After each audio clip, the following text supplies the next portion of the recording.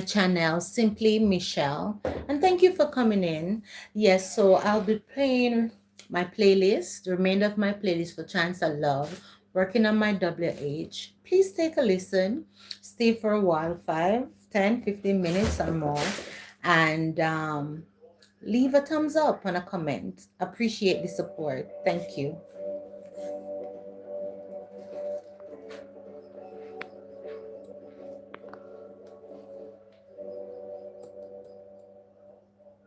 Hey guys, welcome my darlings. Happy New Year once again. And if you're here for the first time, welcome to my channel, Simply Michelle, and happy to have you. I have been reading the story called Chance at Love, written by moi, of course. And I hope that you have been enjoying so far. Well, last week we took a break where it was the wedding took place, then it was reception, and all the beautiful surprises that rolled in. And if you're really here for the first time, there are previous videos that you can catch up on and get abreast as to where we are and where we're going. So without itching, let us see what is happening with that happy couple. The honeymoon and private moments. As night deepened, the couple found a quiet terrace overlooking the ocean. The waves lapped rhythmically, below, stars twinkling above with the beautiful full moon. It feels like we have lived 1,000 lifetimes in one day, Amara said. And yet, this is just the beginning, replied Greg. They shared a private dance, soft and tender, the music from the terrace blending with the natural sound of the sea. The first time that evening, there was no audience, only the two of them. Hearts aligned, love unspoken, yet fully understood.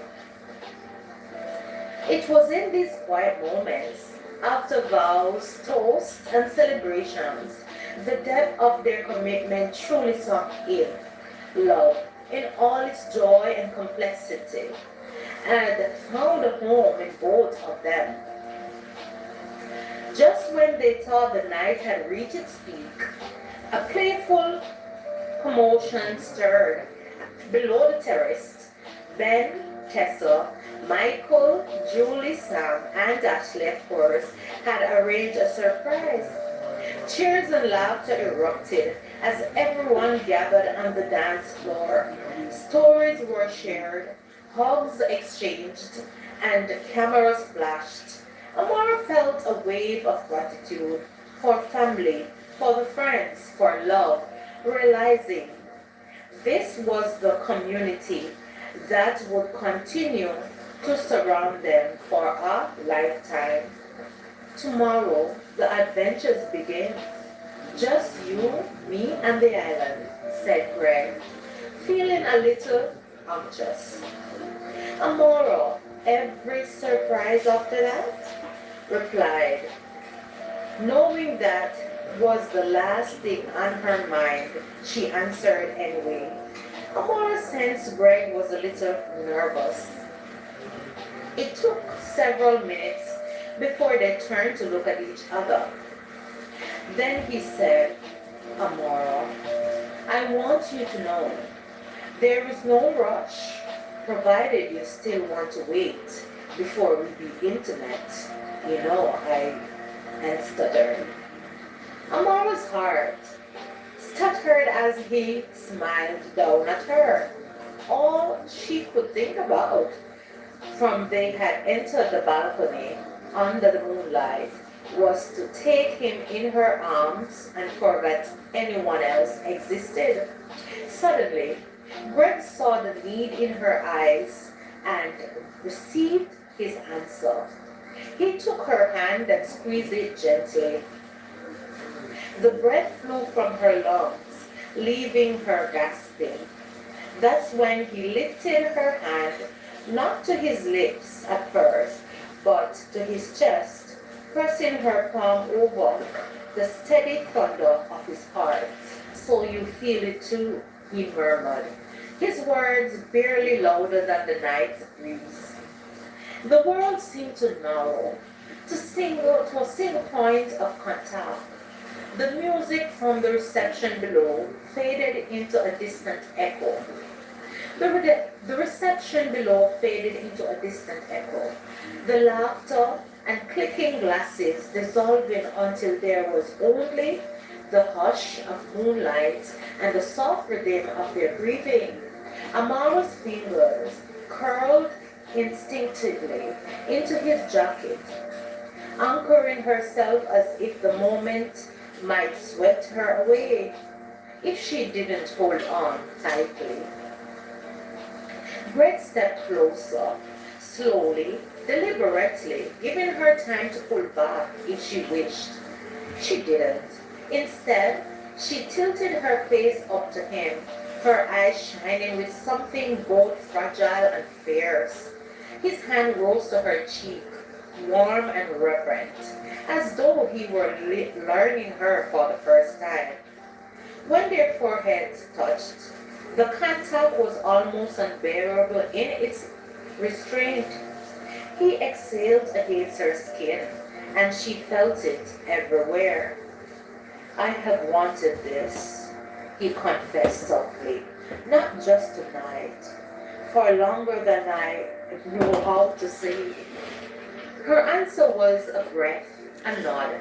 The way she Welcome, leaned his Sister neck Elise. without Welcome. fear, Happy to have that you. was Welcome, all everyone the that's here. permission he needed. Uh, His yes. lips So I'm brushed going to have hers, to tentative give you at your first, blue. a I'm question using the rather than phone a for the plea. live, so I'm going to have to She set up answered by my son deepening the laptop. kiss, All right. Thank pouring you for into being it, here. ever unspoken longing, ever stolen glance that had led them here. Time unraveled. They kissed as though discovering something sacred, and hurried, letting the moment stretch and bloom between them. When they finally parted, their smiles were quiet, stunned, certain. Below them, the last guest began to drift away, but on the balcony, wrapped in moonlight, tightly, and promised they belonged only to each other. Came a sound. Ben cleared his throat softly as he and his wife Tessa stepped onto the balcony. The newlyweds, still embraced from their kiss, startled slightly, their closeness broken but not diminished. A knowing smile crossed Ben's face as he extended his hand once more. Congratulations again, he said warmly. Seeing you two like this is everything a wedding should be, expressed Ben. Tessa moved past him and wrapped Amara in a tender embrace, holding her moments longer than usual. You look so happy, she whispered, her voice thick with emotion. You deserve every bit of this, she said. Amora smiled. Her cheeks grew red, returning the hug with gratitude. Greg nodded, his hands resting on Amara's instinctively at Amara's back as if to say she was no longer standing alone in the world. After a few more shared words and blessings, Ben and Tessa excused themselves, leaving the couple once again under the moonlight, aware now that they were seen, supported, and gently celebrated. Greg and Amora returned briefly to the reception, greeted by laughter, warm embraces, and familiar accents of friends who had traveled far to celebrate them. Tessa stepped forward with a beautiful wrap gift, her smile both playful and sincere. There was a knowing gentleness in the way she pressed it into Amara's hands. This is for later, she said softly. Much later, she whispered. Greg and Amora laughed, a little bashful, their gratitude genuine. They were reminded more than once not to open it until the honeymoon. Promises were made, hugs exchanged, And as the night thinned and the guests slowly dispersed, the newlyweds, after saying their goodbyes, slipped away quietly, unnoticed by most, towards the waiting car. Chapter 48. The Honeymoon. The villa greeted them with a hush, as though it too understood the gravity of the night. Soft lamp cast warm pools of light along the walls. Beyond the open doors, the sea breathed steadily, patient and eternal. Amora set the gift aside without opening it. Some things she felt were already unfolding exactly the way they should. Brett stood near her, uncertain for the first time all evening, not from doubt, but from reverence. When he reached for her, it was slow. His fingers brushed her wrists as if asking permission all over again. She answered by stepping closer, closing the space between them until their breaths tangled. Her hands explored him with shy confidence, learning the slope of his shoulders, the quiet strength in his back. He chased her jaw, her neck, following the rhythm of her breath, mesmerizing the way she responded to his touch, how her eyes fluttered shut, her lips parted as if surprised by her own longing. They moved together, instinctively, guided not by urgency, but by trust. Clothing fell away quickly and without modesty, forgotten on the floor, replaced by skin and warmth, and the hum of shared anticipation when he finally drew her down onto the bed, gently, his breath uneven. Tell me, if you need me to stop, there's no rush, he whispered. She didn't answer with words. She reached for him, anchoring him there, her gaze steady, certain. What followed was unhurried and tenderness. Every movement was a conversation, hesitant at first, then surer, short by quiet gaps and whispered reassurances. There was vulnerability, a short intake of breath, a moment where she clutched his shoulders and he passed, grounding her with murmured comfort until her tension softened into trust. As they found their rhythm, it was less about motion and more about closeness, about the way he kissed her temple, about how she pressed her face into his neck, breathing him in. The realization settling gently between them that this was not something he'd take on, but something shared. Afterward, they lay tangled together, their limbs still learning how to rest that close. Greg traced slow patterns along Amara's arms, sending cold bumps down her spine, while she listened to his heartbeat, steady now, familiar already. Outside, the night deepened. Inside, something had gently changed. Nevertheless, they crossed no line. They had stepped into something sacred together. The morning unfolded quietly, sunlight slipping across the table as they shared breakfast with easy smiles and unspoken glances. There was a new rhythm between them, soft assurance. Greg reached for her hand as he passed the coffee, his tongue brushing her knuckles in a way that made her look up and laugh, a private spark lingering from the night before. Later, the happy couple wrapped in the warmth of the villa. Amora stood under the warm shower, allowing it to wash over her shoulders, steams gathering, blurring the edges of the room, and with it came the gentle memory, vivid, unexpectedly, and sweet. She closed her eyes, allowing the sweetness of it all to flood her mind, and that made her smile. She remembered how careful he had been, how he had drawn her close as a precious and tender flower, the way his arms had encircled her, steady and sure, grounding her as her heart raced with passion. When he moved closely, she felt a rush of feeling, nerves giving away to trust, and Shed laughed softly, pressing her face into his shoulder. On impulse, she bit there. She bit hit the clay there, just a little. A playful instinct she hadn't known she had possessed.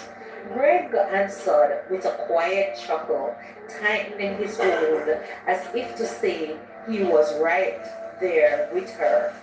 What stayed with her most was his gentleness, the way he passed when she tensed, the way his breath slowed to match hers, the way whispered reassurances until her body softened and she leaned fully into him. She remembered the warmth of his skin, the comfort of his weight, the realization dawning that she was safe, wanted, and cherished. The water traced her arm as she replayed it all, and she caught herself grinning at nothing. It wasn't just the closeness she remembered, it was the care, the patience, the way the moment had felt, less like caressing and more like a comforting home. She hadn't imagined that her first time with a man, her husband, would have been this gentle. She had imagined that maybe it would have been painful, rough, exhausting. But not at all. She was pleased with her first experience. Amara stepped out of the shower, rocking into a towel and still smiling ear to ear. She knew the memory would stay with her, not as something sharp or fleeting, but as something tender. Could return to this memory anytime. She called it her vault moment, warm as the morning light, waiting just beyond the door. Lunchtime drifted past without urgency. The villa seemed to breathe along with them. Shutters half drawn, lights spilling lazily across the living room floor. Greg stretched along the sofa, one draped behind his head, while Amora lay curled beside him, her head resting in his lap. His fingers moved idly through her hair as they talked about the way the music had swelled during the vows, about how she cried first, about how unreal it still felt to say, "My husband," or "my wife," he said. She laughed softly at something he said, shifting slightly, and the movement changed everything instantaneously. A quiet awareness settled between them, unspoken, unmistakable. Amora glanced towards the small box tucked beneath the table and smiled to herself. "Oh, the gift," she said softly. Thought her eyes held mischief. "From Ben and Tessa, and the Boston crew, of course." Amora said. Greg raised the bow. "Oh, you mean one about so many times?" She was already reaching for it. They explored its contents together, seated close, still half lying, brushing and entangled with each other, as they both chuckled softly, realizing what the items were. Practical items, thought Greg, the variety chosen with care that made Amora shake her head fondly. "Did their homework," she murmured, amused and touched at the same time. The negligee, the black lacy mesh, earned a slow smile. The edibles got a curious glance. She was feeling blushed. She held up one small item, then set it back just as quickly. Her cheeks warm and red, but her eyes bright. Greg enjoyed seeing her this way. Greg found the folded note tucked between pages of glossy papers and read it aloud. His voice half embarrassed, half grinning. Amora laughed, leaning into him, her hand settling on his chest as if to steady, then bold. To our dear friends, remember, said Ben. Greg, remember, it's her first time, dude. Take it slow, be patient, and you will find in this gift some content that will enhance both of your evenings. From the Boston crew, we love and appreciate you guys. Have fun. It's your honeymoon. Don't be shy now, Amara. Written at the bottom, side Tessa. The air grew heavier, charged, conversation thin, replaced by looks held a second too long. Greg bent to kiss her. Slow at first, exploratory, she answered immediately, turning toward him. The kiss deepened as though the memory itself had been leading them here. The laughter dissolved into breath. They stretched out on the sofa, bodies angered closer, touches lingering. Her fingers traced his collarbone, then slid beneath the fabric of his shirt, curious, deliberate. When she pulled back to look at him, her smile was unguarded, confident, in a way that surprised them both. This time, she said softly, let me. She rose just enough to free him from his shirt, taking her time, savoring his quiet intake of breath. Her hands turned him slowly, enjoying the way his composure gave way, and how his eyes darkened when she leaned in close, teasing and hurried. Greg caught her wrist, not to stop her, but drawing her back toward him. He kissed her with intent now, rolling them gently until she was beneath him, his weight familiar. As a result, she welcomed him with a giggle. His movements were careful, patient, guided by the memory of her responses. The way she melted when he showed the way she trusted him to reach her without words. She halted suddenly. I know. This coach is too small. Let's go, said Greg, reading her mind. They moved towards the bedroom, the rest of the world falling away as Amara closed the door gently.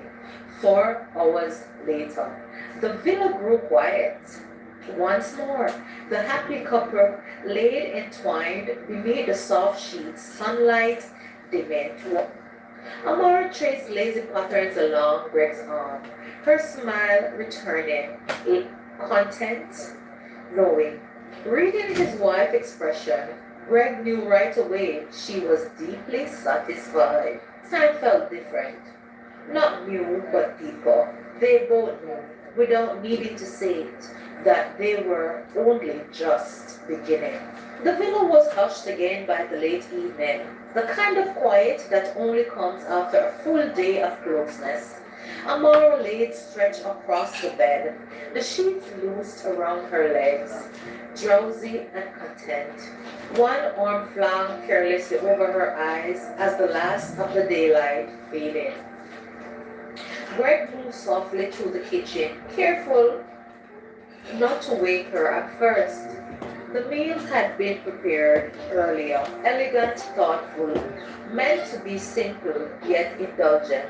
As he warmed the dishes, the faint aromas filled the villa, grounding him. It felt strangely domestic and deeply sacred all at once. This simple act of providing, of caring, filled his heart. When he returned to the bedroom, he brushed his knuckles along her calf, then whispered, Hey, he murmured, come back to me. She stirred, smiling before her eyes even opened. I have never left. she said, sleepily, sitting up and letting the sheet fall just enough to make his breath itch by the sight of her long, naked legs. Something she noticed and enjoyed far too much. Be careful, Mrs. James. Playing with fire, I see, said Greg, smiling gently, spanking her rear with his hand. Dinner was set at the small table near the opening doors. A simple candlelight flickered gently. The sea beyond Welcome, Julie. whispering Welcome. approval. Long time, They my ate friend. slowly, Welcome. Good to talking see between you. bites about Happy nothing Saturday to you as important, well. everything at once, about childhood memories, about how surreal it felt to find the sauce, tasting it with an exaggerated Thank hum you. of approval. Appreciate it, Julie. When And she thank you guys noticed for the Greg thumbs watching up. her, she Really do grinned, appreciate it. deliberately lifting her finger Later again. on is my She licked daughter's her finger in the once more, afternoon. then asked, "Is there a Yes. problem?" It's my daughter's She graduation tried to act around 2 innocently. o'clock. So I had to Instead come of early this answering, morning. he leaned across the table, took her hand Wow, and gently yes, drew yes, her because you're finger from Westmoreland as into his well. mouth, slowly, I know the struggles deliberately. because that's where all His my family eyes never members leaving are. hers. Most of It my was family members playful, are. intimate, and You know, impossibly but soft. with time it will get She better, Julie. laughed But we under know her it breath. wasn't He an grew easy in thing. her That cheeks. hurricane was a man, not "You the are hurricane was a troubled, Mrs. monster. James," So it will he take time, and said the damages are quietly, severe. as So he released it will her hand. restore, but it will take "You time. married me anyway," responded Amora. Shortly after dinner, they moved to the sofa, Thank you, legs appreciate draped it. over his, You know, her so head she's finally tucked graduating beneath from his chin. university. 4 They years, we're talked as a grateful. night people about life Yeah, the beyond the struggle is honeymoon, real about indeed. hopes Is they real. hadn't And yet welcome all my dared to silent say out loud. watchers. At the same point, Remember to leave a thumbs up conversation as well. faded. Thank you guys Greg who are in the stared back. towards the ceiling, one hand resting on the small of her back, thumb chasing absent-minded circles.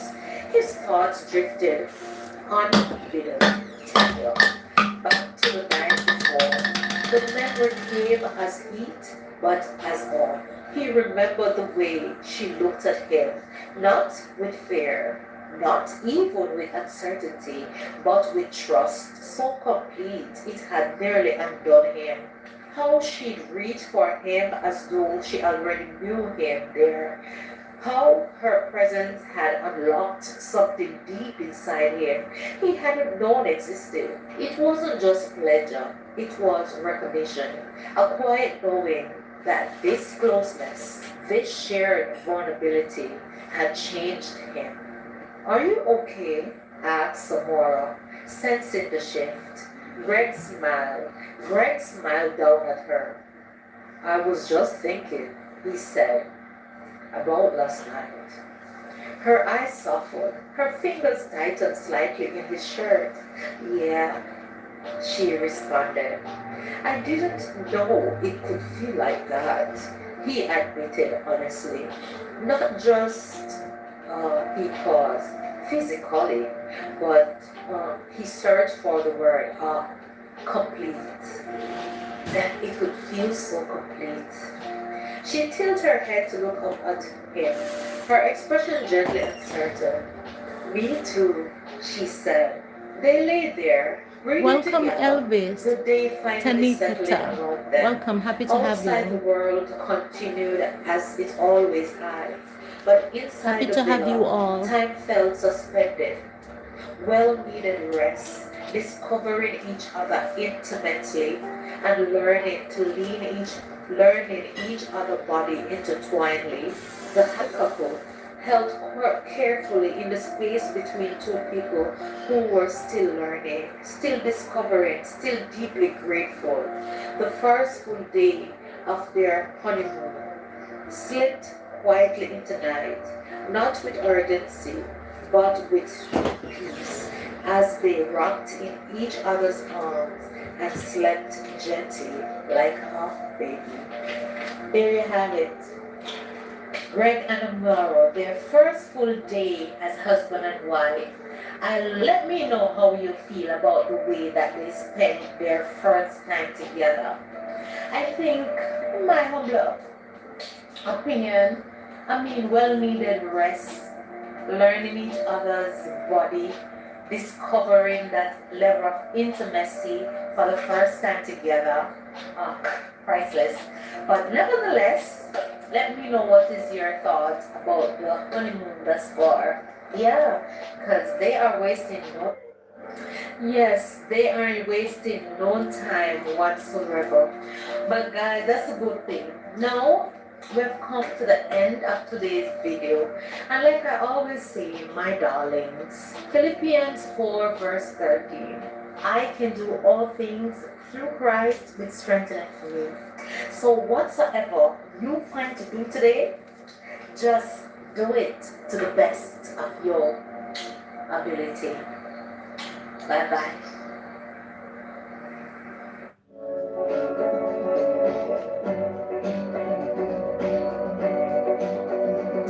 Thank you for the love heart, Sister Elsie. Thank you.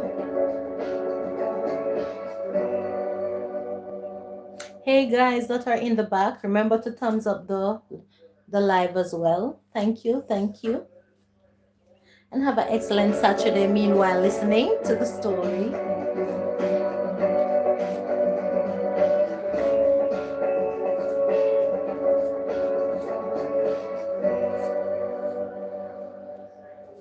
Hey guys, welcome back to another video. And if you're here for the first time, welcome to my channel, Simply Michelle, and happy to have you. Yes, I have been reading the book called Chance at Love, written by Ma, of course, and it's going with Greg and Amara. Oh my god, guys, yes, finally, they're on their honeymoon last week where we left off, being together for the very first time. 27-year-old Virgin Greg and 25-year-old Virgin Amara. And it's not a crime, guys, to abstain when you're single. And for some reason, they have both accidentally been in a situation where they're each other's first and they had a wonderful time at their honeymoon. If you don't believe it, go and check it out. Yes, you were rolling your eyes.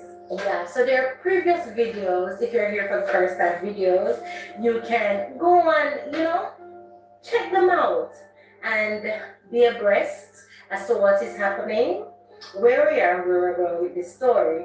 So without itching, let's get right into the story to see what is happening this week. The morning sun poured gold through the linen curtains of their private villa in Negro. The gentle roar of the ocean below harmonized. Welcome, with JB. the distant Happy sound of Saturday. Welcome, seagulls. welcome, my Greg, darling. wake up. You're missing the sunshine. Wake up. You're missing the beautiful sunrise, hon, said Amara. Greg, half asleep, blinked, pulling her close. I think the sunrise can wait a few more minutes. She laughed, nudging him gently. Nope. Today is the start of our adventures. Come on. The island won't explore itself. They dressed casually, sandals in hand, and walked barefooted along the soft sand. The early morning breeze brought the scent of salt and hibiscus, a perfect beginning to the week-long escape.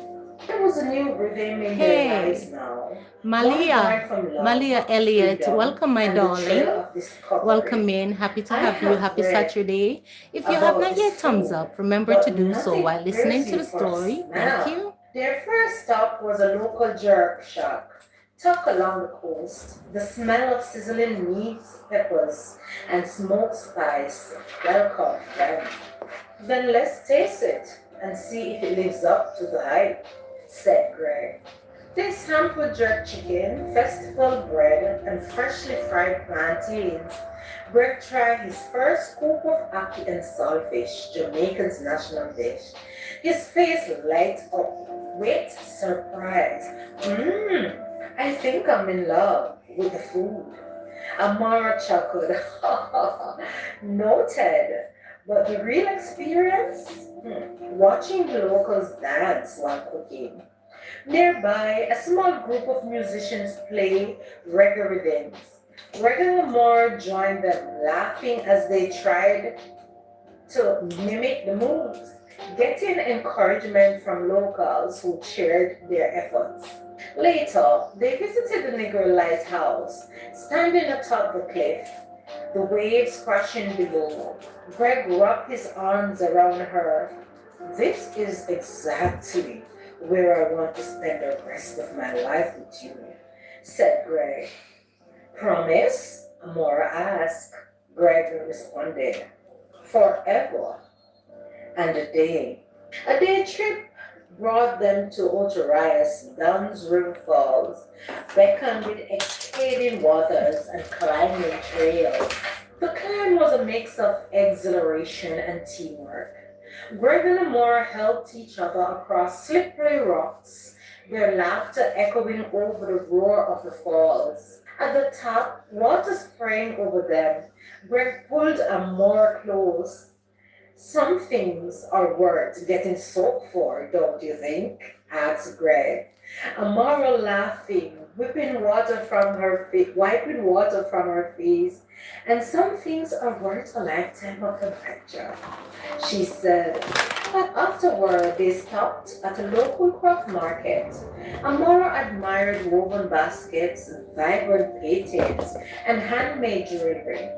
Greg encouraged her to pick a few pieces as safe eats, smiling at her excitement over it all.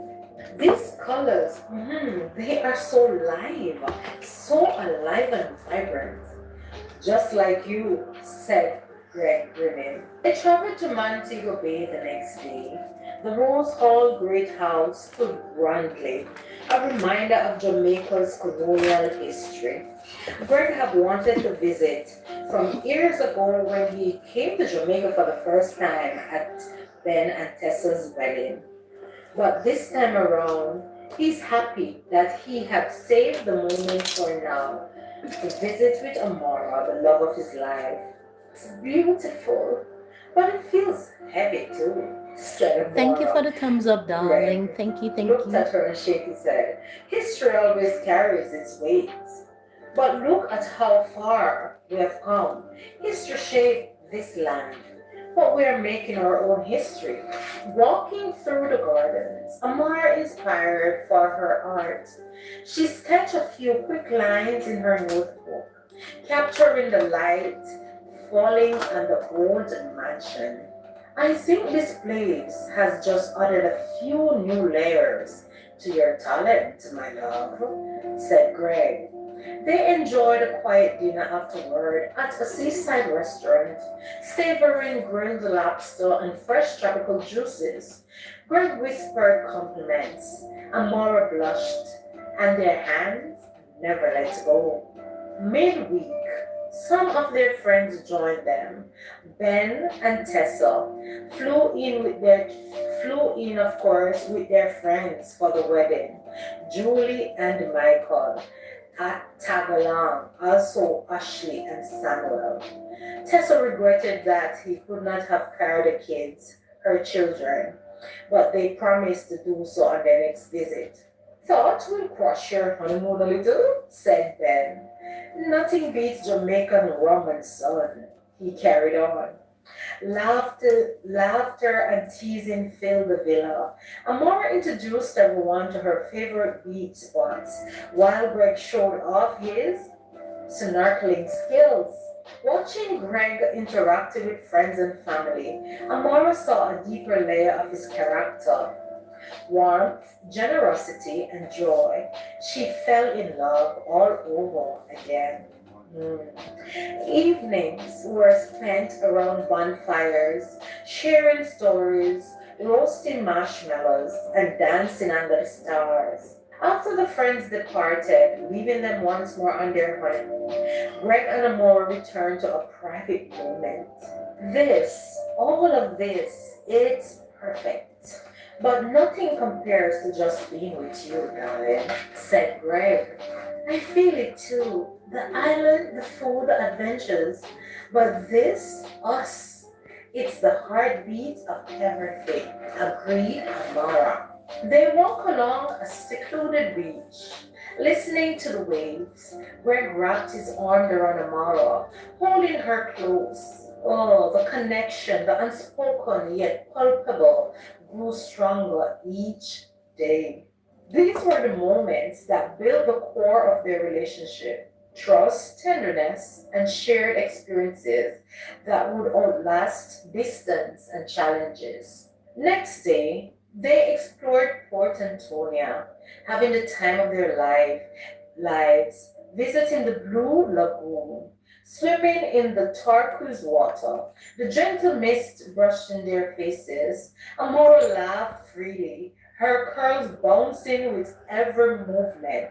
Greg tried his hand at paddleboarding, Amara teasing him when his hand waddled. Hey, I am a doctor, not an Olympic athlete, said Greg, being defensive. They sampled Jamaican patties, one of Amara's favorites, fresh coconuts, and street side jerk pork. Each bite was accompanied by laughter and playful arguments over whose choice was better. Even the simplest moments, tasting new foods, getting lost in town streets, sharing jokes, deepen their bond, proving that love thrives in both grand gestures and everyday joys. Sunset brought another serene moment. The couple sat on a terrace overlooking the horizon. Do you think all of this happiness can really last? Asked Amara. It has to. We have built it carefully, and nothing worth having is easy. We'll navigate life just like we navigate the island together, said Greg. Soft jazz music with the sea breeze. Amora leaned against Greg, their fingers intertwined, both feeling an unspoken promise of lifelong companionship. They spent a day helping a local they spent a day helping at a local art program where Amara taught children painting techniques. Greg insisted, sharing lessons in health and hygiene, turning the day into a community exchange. This fusion of work and pleasure, love and service, brought purpose to their honeymoon. It was about connecting with the land and people that had shaped Amara's identity. Evening walks brought quiet moments of reflection. Greg whispered plans for his new clinic. Amara shared sketches for her portfolio, dreams intertwined with laughter and playful nudges. The last night arrived. They dined under candlelight on the beach, waves gentle lapping at their toes. This week, this island, it's a memory I will carry forever. But the best part, what? Asked Amara, interrupting Greg. I was saying the best part was you always, you. It have always been you. That's the best part for me, being with you. And this is something I wanted to ask you from the very first time we entered that cabin. And be honest with me, Amara. How was it being with me? I know it was your first time and it was also mine. So how was it for you? Apart from the fact that I could see your expression that you were in a daze, but I want to hear it from you. She blushed. Amara digged her feet in the sand as a little child, face all red. To be honest, Greg, even though I didn't know what to expect, but most of all, I remember and enjoy how tender and gentle everything felt because you were so patient, and I am grateful that you took your time with me. You didn't get carried away, but you helped me to savor every moment, every touch, and most of all, even up the point that you entered, it felt it felt like out of this world, and her face began to get pink even the more. Why are you so blush, my love? This is not something. Greg, stop. This is not something that is easy for me to express. Why? Why is that? It's big. We've always been open. This is different. Well, as I was saying, you were gentle, and that meant the world. And you took your time, but it's I can't find the words to express it. But I just wanted to know that I will never forget that moment. It was everything that I didn't know that I needed, to be honest. And just being with you in that way, it feels so complete, as if we are one.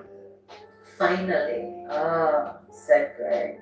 Absolutely. I do feel the same way. It felt out of this world, to be honest. And it's worth the wait. My 27 years of keeping myself, it really well worth the wait. And most of all, just knowing that my first time is with a woman that I love and I plan to love for the rest of my life makes it even more magical. I really have nothing to compare it to, and that's what makes it special for me. I get what you're saying, said Amara.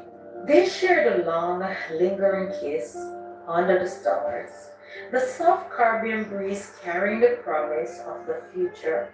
As they packed for the journey back home, hearts full and spirits light, they knew this honeymoon was only the prelude.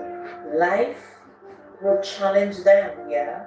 Distance might test them, but love, true love, have been forged steady and unshakable in the heart of Jamaica. Conversation before the flight, the Boston crew.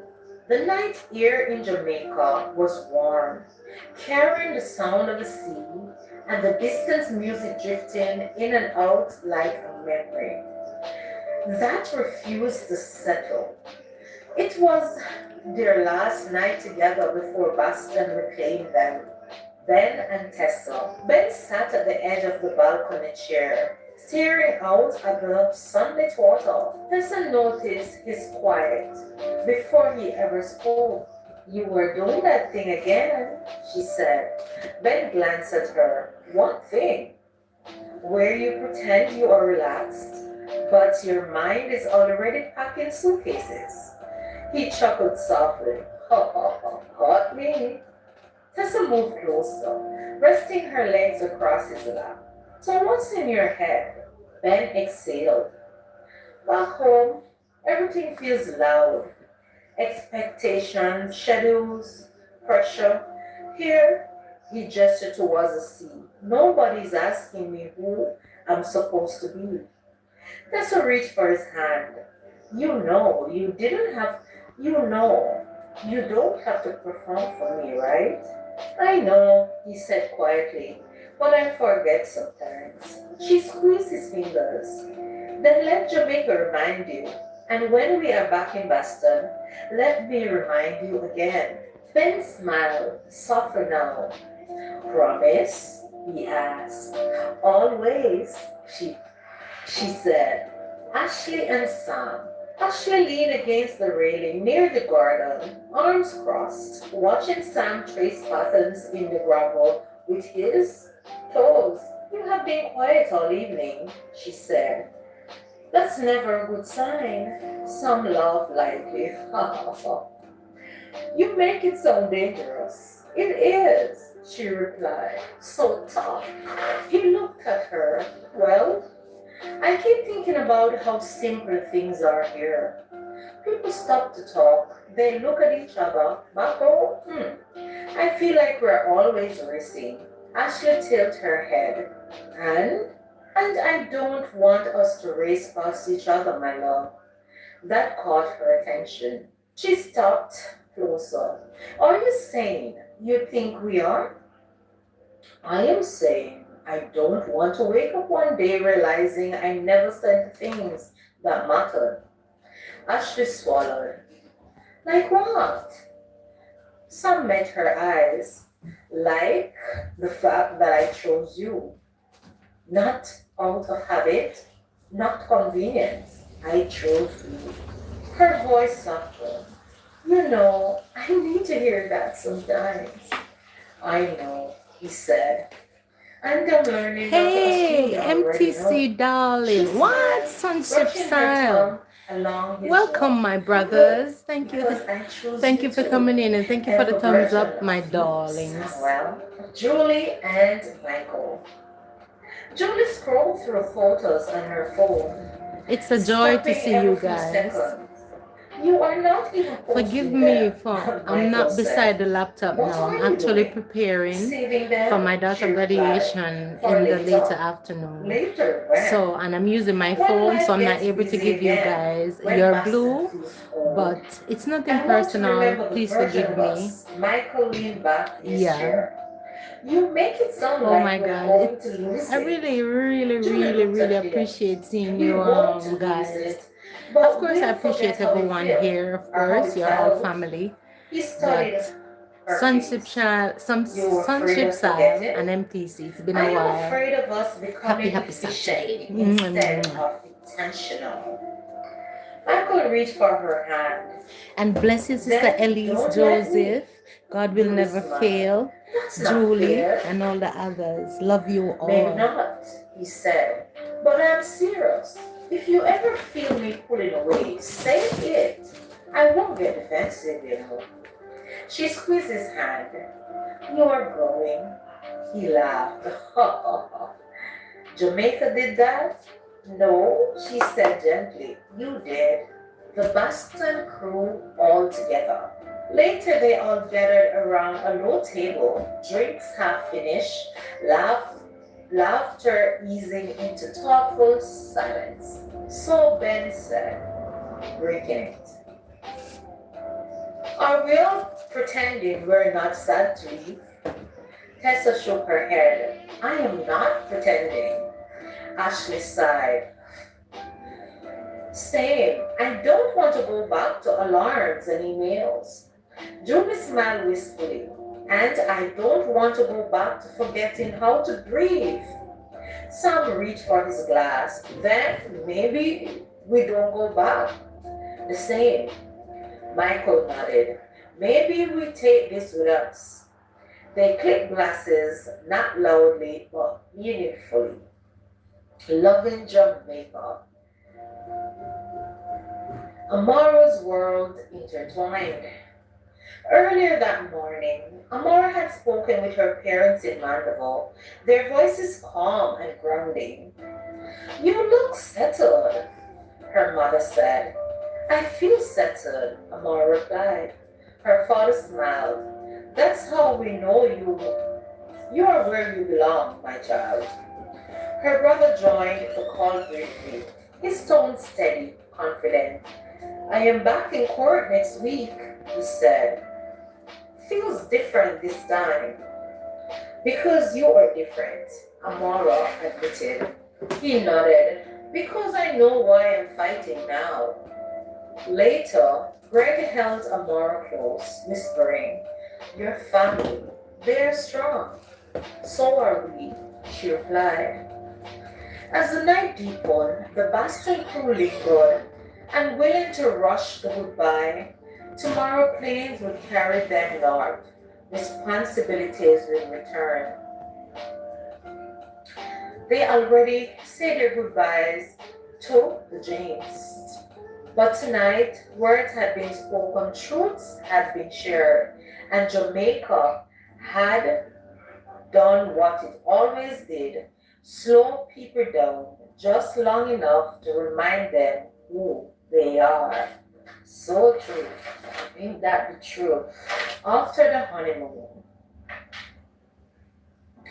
the villa in Negril faded them as Greg and Amora returned to the rhythms of Jamaica. A soft ache of longing trailing them like the waves felt on the shore. Greg's clinic awaited the orderly chaos of patients, schedules, and administrative work, a Thank you, stark MTC. contrast to Thank you, the my freedom darling. of their Amara's art studio, a spacious Welcome sunlight also space to our silent gifted by watchers. both Greg and his parents, called to her in a different way. Canvases leaned against walls, brushes arranged neatly in drawers, and a small gallery corner already displaying her past works.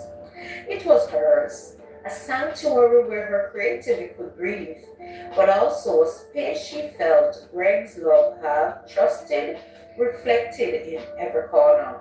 Even amid the return to normalcy, their hearts carried the secret warmth of their first night as husband and wife.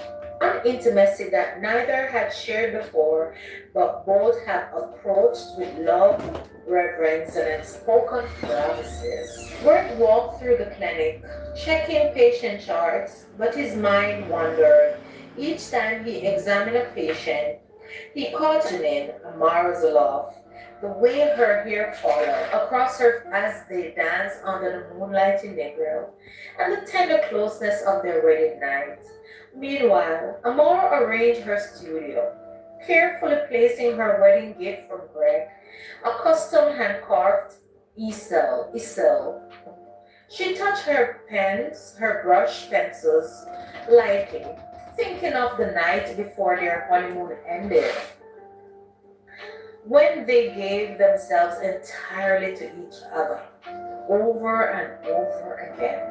Amara's thoughts, he's so careful, so gentle, and yet there's this fire beneath his touch, his intensity that never expected but somehow felt ready. It had been quiet at the villa that night. The room was bathed in moonlight filtering through gauzy corridor. Greg had taken Amara's hand in his, tracing her fingers softly as they both sat on the edge of the bed. Words were unnecessary. The air between them hummed with anticipation and trust. Greg's touch was reverent, gentle, caresses along her arms, a brush of lips across her temple, the subtle press of his body against hers. Amara responded with instinctively leaning closer, her heartbeat echoing his. It was not about haste, nor about discovery of physicality alone. It was about the intertwining of souls, the giving and receiving of vulnerability, and the understanding that they were stepping into a sacred place and space together. They explored one another slowly, hands tracing paths with a tenderness that felt shivers along nerves not yet awakened. Each sigh and quiet laugh carried the weight of trust. The thrill of intimacy balanced with emotional renaissance. Greg held her close, whispering words that made her heart soar. Amara's inner voice, this love, this is the depth I've been searching for. The patience, the care, it's perfect. Their bodies intertwined not with haste, but with rhythm, a symphony of shared breath, warmth, closeness. Greg's hand rested slightly along her back, pulling her nearer, while Amara's fingers traced the contour of his face. There was laughter amidst the shivers, the soft murmurs of reassurance, and the electric thrills of first discovery. Nowhere to capture it fully. It was more a conversation of touch, glance, and heartbeat. Each movement deepened the connection, silence, affirmation of trust and adoration. Oh, just when I thought I had felt it deeper than I could have imagined on that first night, but right here, right now, oh my God, nothing compares. It really feels different every time. She's having a total conversation all by herself in her mind. Oh my God, she continued. By the time dawn approached, both felt a new bond fort, one that would hold through distance, stress, challenges ahead. It was a consummation of more than marriage. Oh, it felt like the first time, yet it was not. It was the sealing of a promise, body and soul. Just when she thought they had done that already, but this time, oh my God, it felt different. Is this the way it's going to be for the rest of my life? Her inner goddess jumped for joy by the mere thought of forever with this man. Morning light brought the afterglow. Greg watched Amara as she stretched. The soft curve of her smile lit him up the room. He reached out and they held hands across the sheets, fingers intertwined. You were incredible, said Greg, blushing softly from ear to ear with a big humongous smile. Amara said, so were you. I feel like I have known this moment forever, and yet it was everything I have imagined.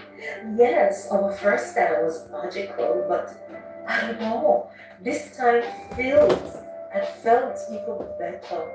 Is this the way it's going to be for the rest of our life? Greg threw back himself in the bed and kicking his legs in the air could not help back the humongous laugh.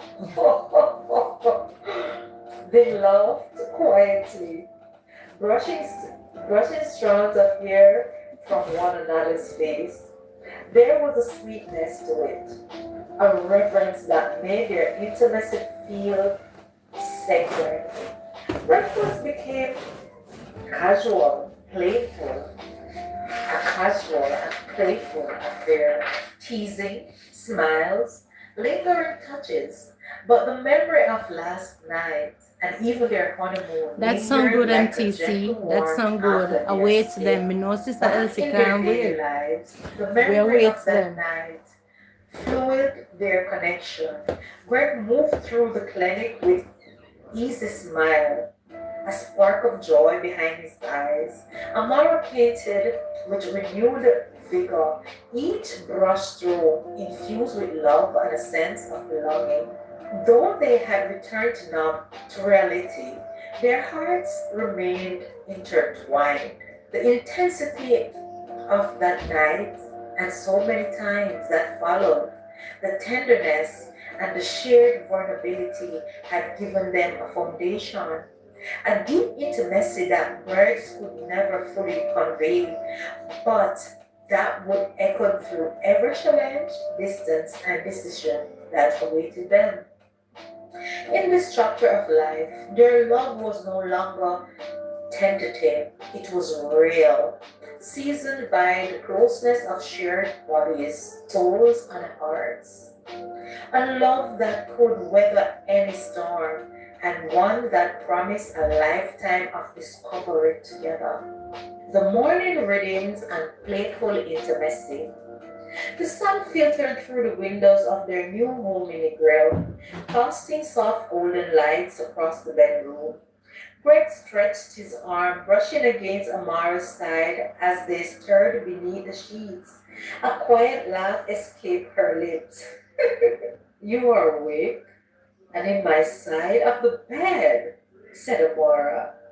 Greg grinned. I think this side is officially our side, my love. Their laughter mingled, filling the room with warmth. Greg leaned down, kissing her shoulder, then trailing soft kisses along her neck. Amara responded instinctively, her fingers tracing the line of his jaw, the intimacy easy, playful, and tender. It seemed to be her favorite thing to do. Even as they had consummated their marriage and their honeymoon, the thrill of discovery, each other anew lingered. The comfort of knowing they belonged to each other was balanced by the excitement of exploring the layers of their intimacy. Sometimes gentle, sometimes teasing, but always meaningful. Juggling work and passion. By mid morning, Reality crept in. Greg donned his scrubs and headed to the clinic, ready to face the day's appointments, while Amara moved to her art studio, brushing colors across canvas in soft, deliberate strokes. Their love had entered a rhythm, intertwined with responsibility. Greg found joy in seeing patients recover, while Amara strived on creating beauty, yet thought of each other lingered, whispering across time zones and moods. Greg sent a quick text to Amara. Coffee break, FaceTime for 5 minutes, he asked. Amara reply came almost instantaneously. Yes, but only if you promise to tell me one secret about the clinic today. And most of all, are you missing me? They laugh across the screen, the brief connection, a tender reminder of their marriage even when physically apart for moments in the day, evenings together. By sunset, they reconvened at home. Dinner was a collaborative effort. Greg chopped vegetables while Amara stirred sauces, their playful teasing blending seamlessly with the scent of herbs and spice. Amara's teasing. You are supposed to chop, not taste everything, and rub herself against his rare. Greg laughing. Are you teasing me or you know what you're doing, Mrs. James? Quality control, my love. You wouldn't want me to eat like vegetables, would you? And surely you don't want me to be distracted and cut my hair. Amora tried to pass again, and this time deliberately brushed his wear with her hips. I can see that you're in trouble, Mrs. James, but I can fix that easily for you. You just have to say, said Greg.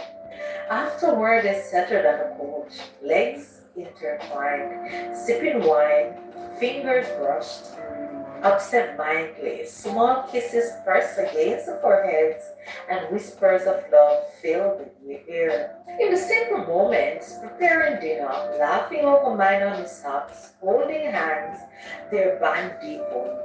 Married life was not just about passion, but also comfort, trust, and Come in delighting empty, in each empty. See, I'm other's gonna go company. Later to the that lookup. night, Sorry about that. as I'm they in and moved to the out, making bedroom, the myself playful busy because of a teasing graduation, but enveloped into it's quiet, all right. I'm gonna intense get you moment your of blow. intimacy. Miss Greg's hand brushed her hair away from her MTC, you know, face, see lingering Greg at getting the on woman cheek, now. at lingering at her cheek. Amara Yeah, responded with soft you murmurs, did it from the their beginning bodies when drawn Greg that together one. naturally. Every touch, every glance, every whisper and word carried meaning. They explored each other not only physically but emotionally, teasing the sweetness of sheer vulnerability, a gentle intensity that mirrored their love. They moved together with reverence and joy, discovering the unspoken language of married intimacy. It was a rhythm of tenderness and longing, soft sighs and heated closeness. The culmination of years of emotional trust finally meeting the physical expression of their love. The next morning, Amara walks with Greg's arm draped over her, holding her close. The warmth of their night lingered, leaving a contented, tender ache that neither wanted to break. Greg whispering, you make the mornings feel like a second honeymoon every day, my love. Amara smiled sleepily, pressing her lips to his chest. They balanced this tender intimacy with their responsibilities, regular patients and appointments, and clinics management, Amara with canvases, orders, and her students' growing reputation. Even in the even in the daily grind, the memory of their closeness colored every action, reminding them of their shared devotion. FaceTime banter with bastard friends. Later that afternoon, Greg's phone buzzed. Bzzz, bzzz. A FaceTime call came from Tessa, Julie, Ashley. Lit up the screen. Amara giggled as Greg hesitated, knowing exactly what was coming. Tessa smiling mischievously. Come on, Greg, you have to tell us something. Married life? Is it? Is she treating you well? You promised to tell us everything, said Tessa. Don't be shy. We know you were a virgin. Now that you have a beautiful wife, spill the tea already, said Julie playfully. Greg blushed, looking at Amara, who laughed softly. Really, guys? You're going to interrogate me like this? Yes, we're all married people here. Come on, spill the tea, Greg. We're fine. We're family now. You married an amazing woman. We want all the details. Don't hold back, said Ashley. Amara leaned closer to Greg, whispering, Don't worry, love. Just smile and play along. It's all right, cheered Amara. They shared a playful, conspiratorial laugh as Greg recounted innocent and sweet moments cooking together, little kisses, the fun of rediscovering each other, while the ladies teased and pressed for more. It was light-hearted, humorous, and intimate, strengthening their connection even across continents. The two of them sat on their balcony overlooking the sea. The tropical breeze carried the scent of salt and blossoms, wrapping them in calm intimacy. Even with the teasing, I love that they are so excited for us. It makes me feel part of a bigger family, said Amara. And I love that we can laugh like this, even married life. With its responsibility, feels like an adventure because it's with you, said Greg. They kissed softly, lingering, knowing that life would bring challenges, distance, and obligations. But for now, they were together, balancing passion, work, friendship, and love, and discovering the joy of building a life in harmony, full of laughter, intimacy, and emotional closeness. In these days after the wedding, amidst the art, the clinic, and the playful FaceTimes, their marriage blossomed, tender, joyful, and resilient. And even as they faced long distance moments or teasing friends, their love deepened, anchored in trust, passion, and shared dreams. A week before Greg's trip was filled with quiet anticipation and subtle tension, though it was only 3 weeks, both of them felt the weight of separation. I hate leaving you for long, even for a conference.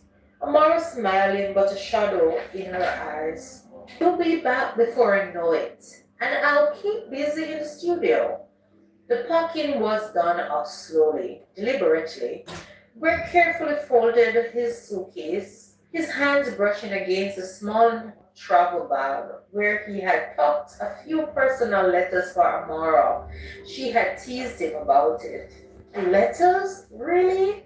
You are becoming old-fashioned already, teased Amara. Maybe, but it's something that's yours while I'm away. Something tangible you can hold when my voice isn't around. They embraced, lingering the moment, savoring the calm before the storm. Even a 3 week separation felt monumental, a test of their newfound married intimacy. The first day apart. Once Greg left, the apartment felt quieter. Amara moved through her daily routine, organizing her art studio, reviewing new gallery pieces, and preparing for upcoming exhibitions. Each brushstroke, each color choice carried a subtle whisper of him. Memories of their honeymoon, their late night talks, their shared laughter. Greg, meanwhile, navigate the whirlwind of international conferences, sessions, panels, networking events. His mind, however, never strayed far from the morrow. Each free moment he drifted, Hey, he Sister drafted letters or Blessed, sent welcome, sis. messages, Welcome. Happy to have playful or you. tender, Give me a trying to second. I bridge soon the give you your miles between jacket. them. I Hey, saw Altia, a painting darling. Welcome, here my that darlings. Happy reminds to me see you of all. I you. soon follow The the jacket. light My day up in her and down. colors, the motion in At her strokes about made 2 me think o'clock, of we have her to head to studio. university for the Missing graduation, you, sir. Thank you for the texting thumbs up. Greg. On reply, Yeah, today my daughter careful graduating husband, from university, you are so making me blush in the studio. yeah, I will have God to be paint praised. a masterpiece in your honor now. So brief, these exchanges became lifelines, small threads keeping their hearts entwined across the contents. Amara had taken to writing back. 2 long letters folded neatly in envelopes, some with sketches of her newest work, some with small notes stuck in Thank you, Altia. Thank you, darling. secrets. Greg read them quietly in hotel rooms at night, holding them close as if they carried her warmth and her scent. Video calls became a daily ritual. They would steal a half hour in the evening just to see each other's face, hear each other's voice, share a laugh. Amara, during one call, said softly, "It feels strange. The apartment is so quiet without you." Greg replied, reaching towards the screen as if he could touch her. "And it feels strange here too. Like a part of me is missing." He agreed. They laughed, they teased, they flirted, but beneath it all lingered the ache of physical absence. Each season with humor and love.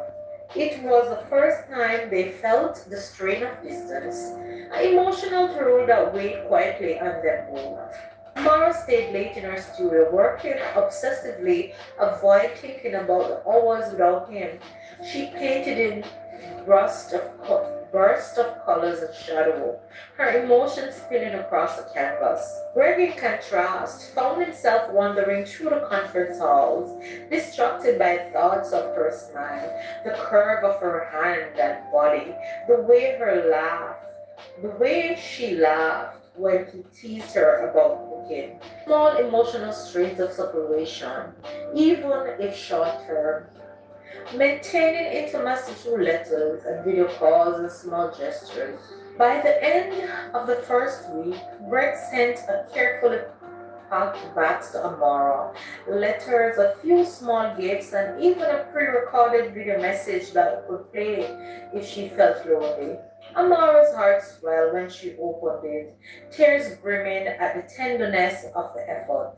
Amara texted, "You spoil me too much, but I love it." And that warms Greg's heart. Greg responded, "Only because you are worth every bit.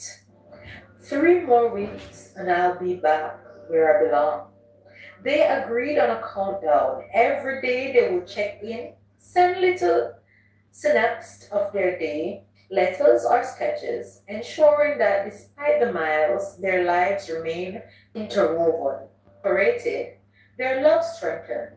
Each letter, each call, each shared story was a thread weaving them closer. Distance became a test, yes, but also a mirror, showing them how deeply they cared, how much they were willing to invest in each other's happiness, and how vital they were to each other's daily experience. Both have known how important it is as married couple to keep the intimacy and the closeness, though oceans apart. And guys, this is where we'll stop for today. And what a thingy! Oh my god, I love it. I love that even after they have left their honeymoon and have to return to normalcy, everyday living, they are keeping the fire burning. Oh, it warms my heart. And to be honest, guys, even though now Greg have to go away for weeks overseas on a conference, at a conference, and I like the way they keep in touch with the little notes, the little texts or the video calls. Listen, this is what it takes to make marriage work. You have to try to keep the fire burning. There's no excuse. You hear me, married people and people who are in what would you say, devoted relationships. But sometimes you have to leave each other and you're miles apart. Yes, it can work. You have to make it work. My Alright guys, so we've come condolences, to the end of another Altia. video I'll and I pray just for want to you say and thank family, you. that Lord give you strength. Thank you It's for not an making it easy thus thing to lose a far. loved And one, if you're here for the first time, My remember to condolences, my subscribe, darling. like, and share. And thank And and bless continue you to watch all the for videos being and leave your here. comments in the comment section. Appreciate each and every one of you guys. And like I always say, Philippians 4 verse 30. I can do all things through Christ which strengtheneth me. So whatever you find to do today, do it to the best of your ability. Bye bye.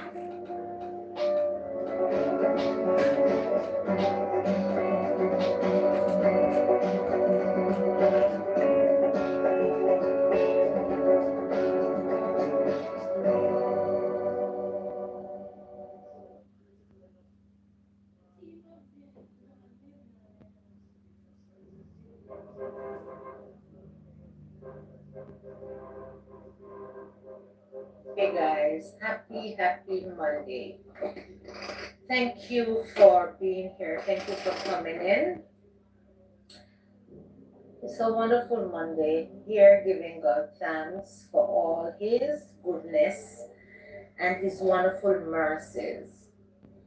Yeah, so today we're picking up with a continuation of Chance at Love. Working on my watch hours. Thank you for your support. And God bless you. Have a wonderful rest of the day as you enjoy listening to the story.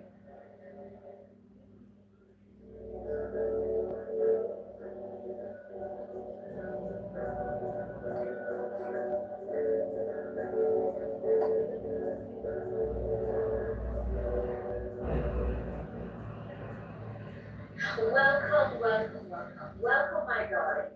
Welcome to another video. And if you're here for the first time, I have been reading a book called Chance at Love. And it is getting hot in here. Last week, Greg and Amora have finally been engaged. They are engaged.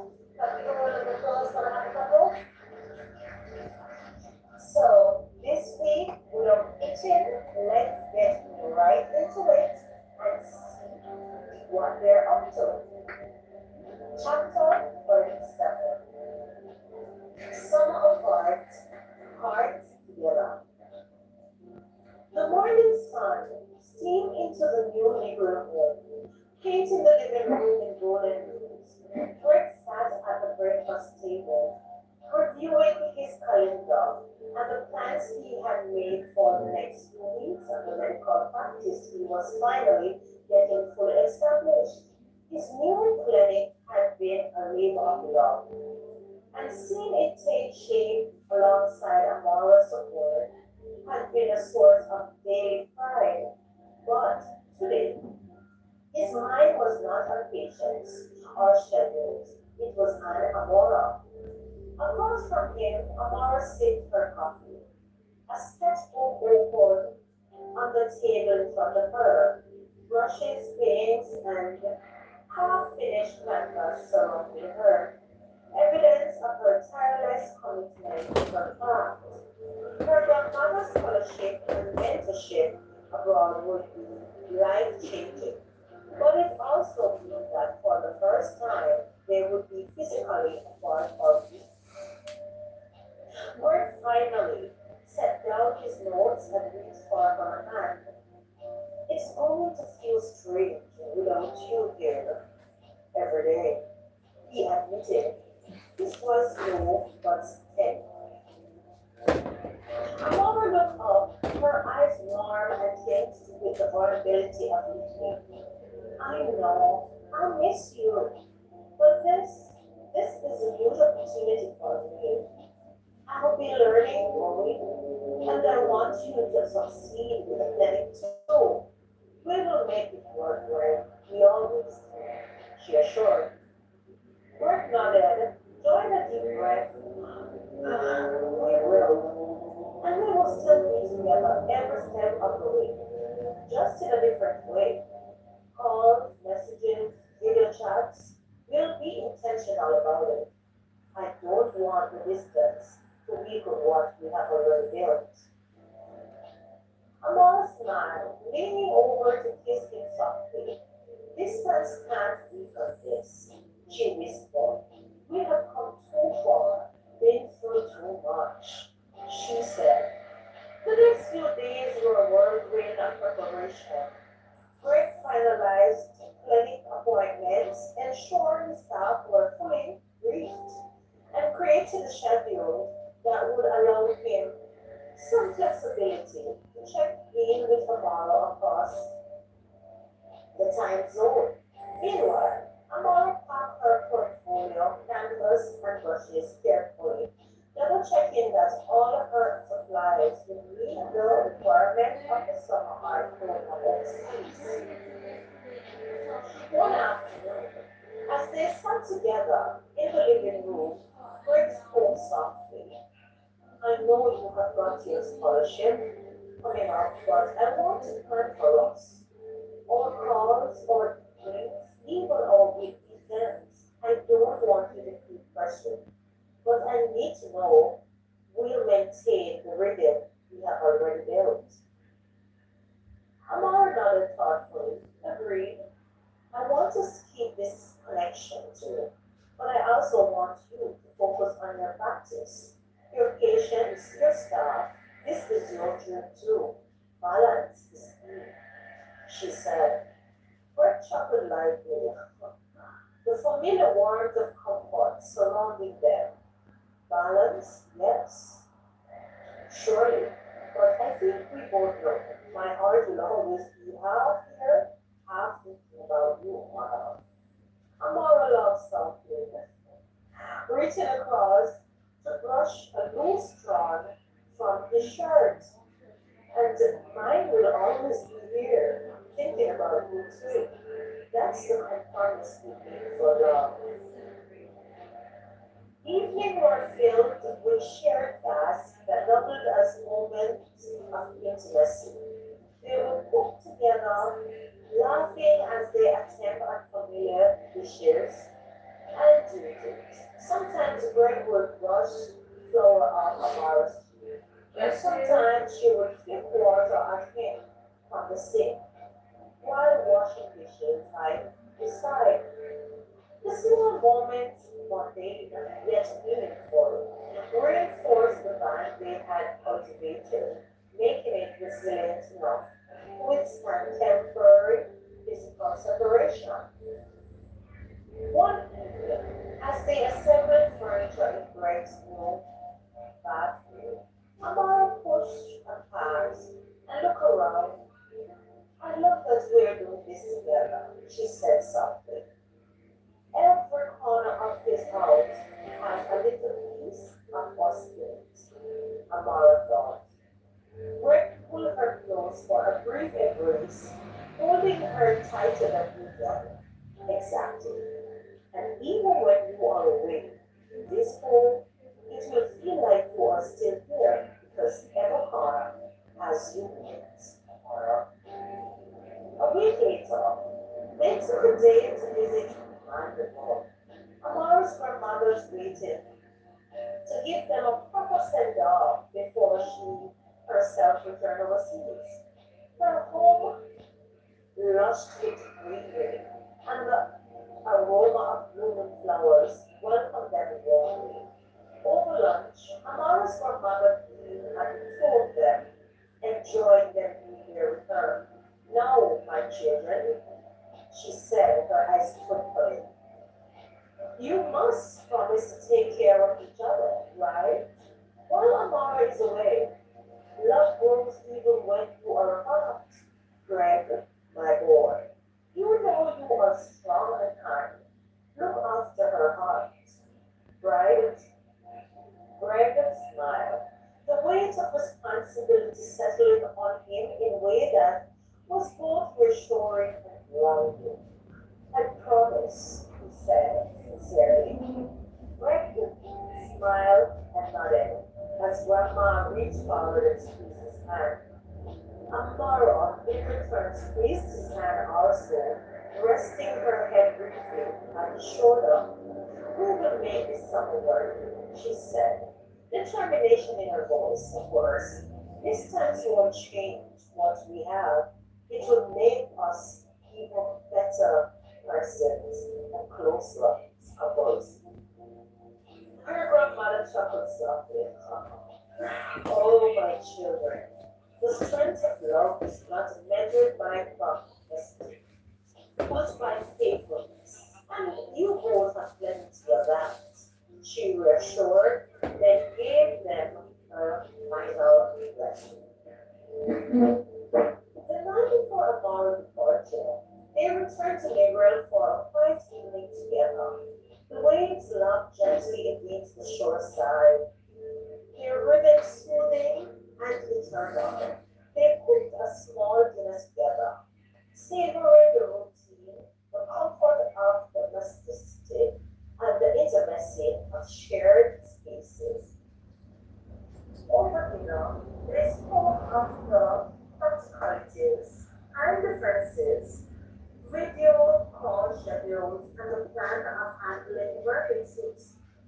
Rick promised to check in every morning before his first patients, and Amon promises to send updates after each major art session.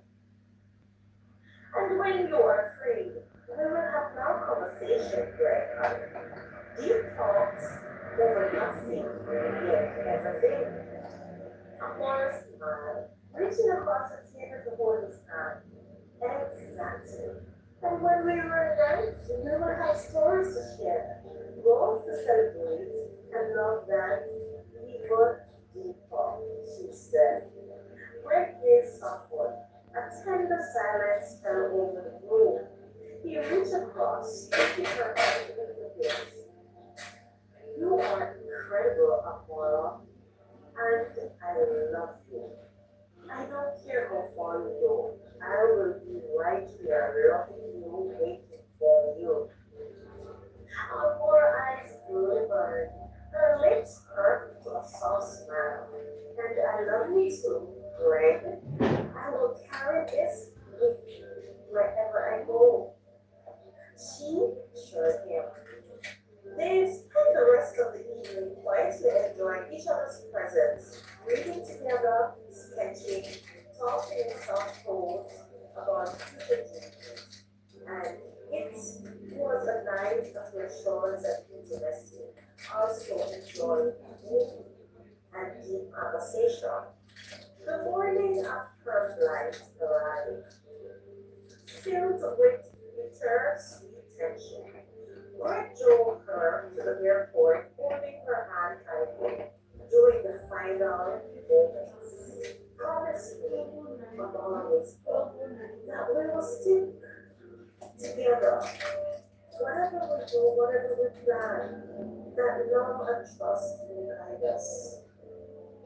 Greg pressed his forehead first, breathing in the faint scent of her hair. "I promise, no matter the distance, no matter the challenges, you are my heart tomorrow, always." With one final embrace, they parted. Amara headed toward the check-in counter, Greg watching as she disappeared from his side. But the couple they had built, fortified with trust, honesty, and love, remained intact. Chapter 30, One Apart. The airport silence figure along after Apollo's departure. For Greg, the drive back to Newbury was unusually heavy, every mile stretching longer than it should. Her laughter, her gentle teasing, the quiet rhythm of their evenings together. It all seemed to echo in the passenger seat beside her. A ghostly reminder that she was gone, at least for now. He reached home just as Sunday, low over the parapet. The house felt different, emptier, like the heartbeat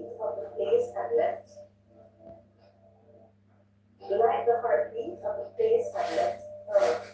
He dropped his keys on the counter and sat at the edge of the bed, his phone lit up with a message. I landed safely, thinking of you already. Sighed Amara. Work extended relief. She was sick. But even in that moment, the reality of distance pressed in. This would not easy. The first morning apart, Greg fell back into his routine with determination. Patience filled his schedule, and the opening week of the clinic demanded his full attention. Supply orders, staff training, paperwork that never seemed to end. Yet, every time he picked up a stethoscope or updated chart, he thought of her. He imagined her bent over her sketch pad in some bright studio abroad, well furrowed in concentration, lips curved and wavy with love. By lunchtime, he sneaked away to check his phone.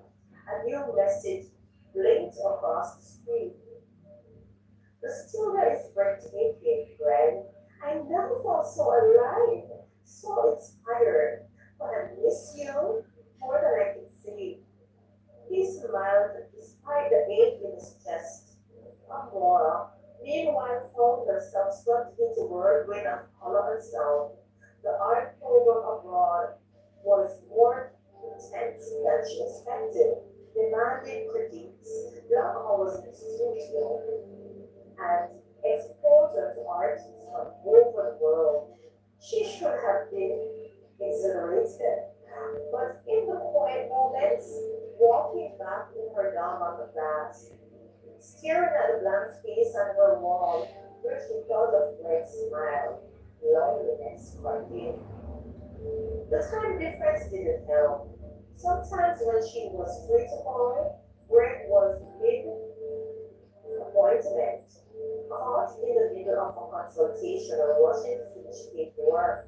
Other time, she felt asleep, waiting for his call. Messages crossed thoughts like ships in the night, loving words that missed each other in real time. Fell asleep in the studio. Wish you were here to see what I am working on.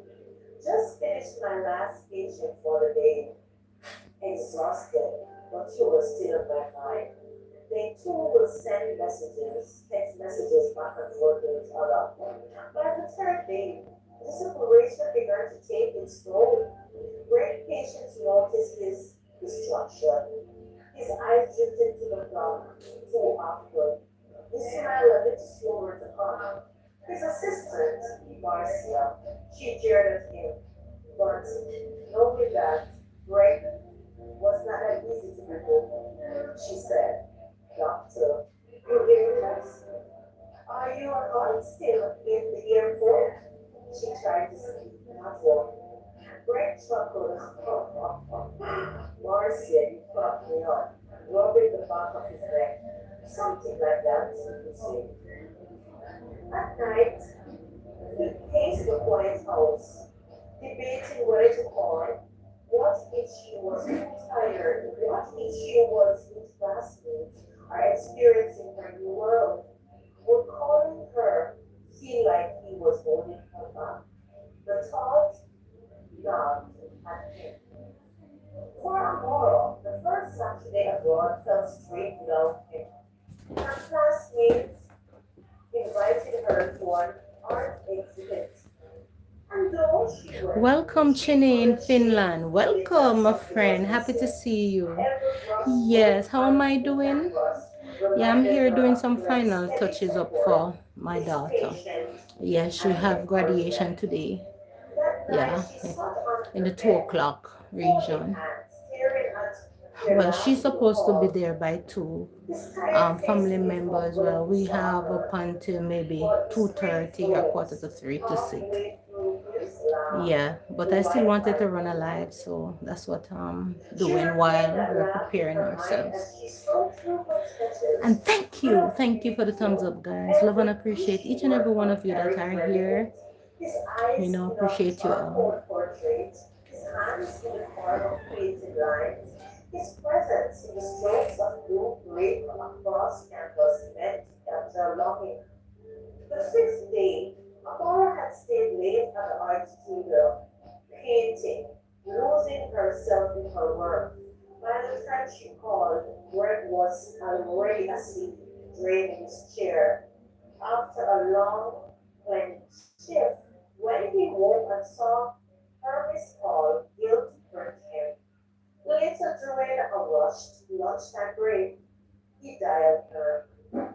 You didn't wake up last night, she said, her tone soft than her words. I was dead tired, Greg admitted, leaning against the fence wall. I'm sorry. I shouldn't have. I shouldn't have fallen asleep. But at least I sent a text.